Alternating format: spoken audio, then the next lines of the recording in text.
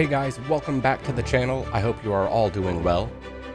It was such a nice weekend here in upstate New York that I decided to take a ride down to the lake, and I even brought my drone along for the ride.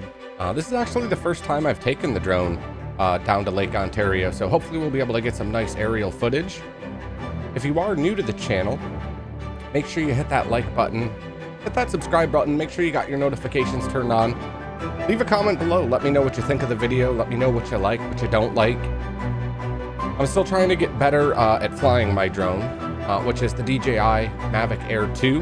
I purchased it last year and haven't used it nearly as much as I would like to. So I hope to get out a little bit more while the weather's nice in my surrounding area and make more videos like this. If I get really lucky, hopefully as summer winds down and we get into fall, hopefully we'll be able to maybe capture some real life farmers out working in their fields, maybe even catch them doing some harvesting here. Again, enjoy the video, thanks for watching, and we'll see you next time. Cheers.